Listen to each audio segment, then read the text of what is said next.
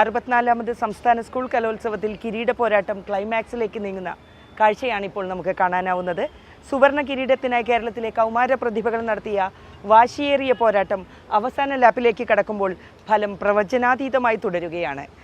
ഇന്നലെ ഗോത്രകലകളുടെയും മറ്റും കരുത്തിലായിരുന്നു പോയിന്റ് നിലയിൽ മാറ്റമുണ്ടായതെങ്കിൽ ഇന്ന് പ്രധാന വേദിയിലെ നാടോടി നൃത്തമടങ്ങുന്ന ഇനങ്ങളാണ് മത്സരത്തിന്റെ വിധി നിർണ്ണയിക്കുക. തൃശ്ശൂർ ഇത്ര വലിയൊരു ആഘോഷം നടക്കുമ്പോൾ അത് കൃത്യമായിട്ട് ജനങ്ങളിൽ എത്തിക്കാനായിട്ട് ധാരാളം മാധ്യമ പ്രവർത്തകർ തൃശ്ശൂർ കലോത്സവം നടക്കുന്ന വേദിക്കരികിലുണ്ട്.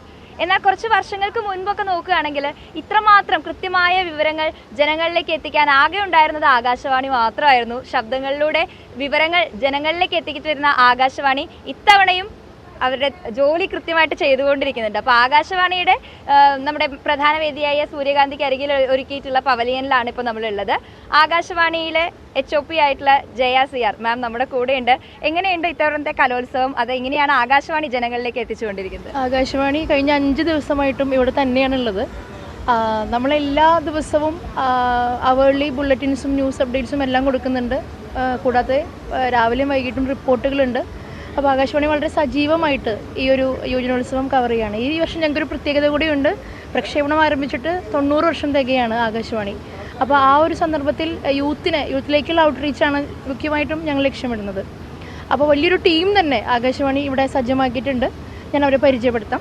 ഇത് ആകാശവാണിയുടെ അനൗൺസർ ശ്രീമതി YS പൗർണമി.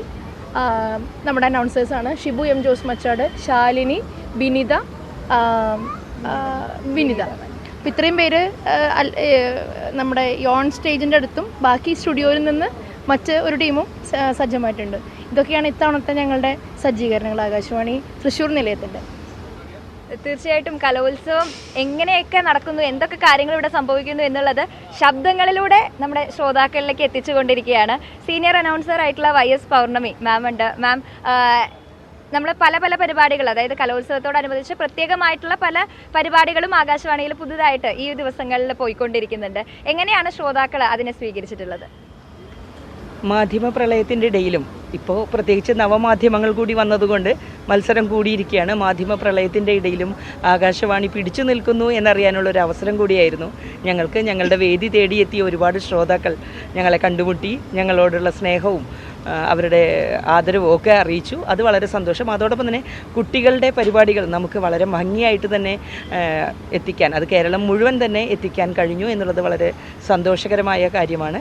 കുട്ടികളുടെ ശബ്ദ പ്രാധാന്യമുള്ള പരിപാടികളെല്ലാം തന്നെ നമ്മൾ കൊടുക്കേണ്ടായി. അതോടൊപ്പം തന്നെ ഇൻ്റർവ്യൂസായിട്ടും ഇപ്പോൾ നൃത്തം ചെയ്ത ഒരാളെ ആകാശവാണിയിലൂടെ കാണിക്കാൻ പറ്റാത്തതുകൊണ്ട് അവരോട് അഭിമുഖം നടത്തിയും മറ്റുമായിട്ട് കഴിയുന്നത്ര ഭംഗിയായി ഈ കലോത്സവം കലാപൂരമാക്കി മാറ്റി എന്നാണ് ഞങ്ങൾ വിശ്വസിക്കുന്നത്. ശബ്ദവീചികളിലൂടെ കലോത്സവത്തിന്റെ ഗരിമ ഒട്ടും ചോരാതെ ശ്രോതാക്കളിലേക്ക് എത്തിക്കാനായിട്ട് സാധിച്ചു എന്നുള്ള ഒരു സന്തോഷത്തിൽ നിൽക്കുകയാണ് ആകാശവാണി ടീം. അപ്പോൾ എന്തായാലും ഒരുപാട് സന്തോഷം. ഇനിയും നമുക്ക് ഇതുപോലുള്ള ധാരാളം പരിപാടികൾ കൃത്യമായിട്ട് ജനങ്ങളിലേക്ക് എത്തിക്കാൻ സാധിക്കട്ടെ. ഒരുപാട് സന്തോഷത്തോടു കൂടി ക്യാമറാമാൻ റോയ്ക്കൊപ്പം ഞാൻ അശ്വതി.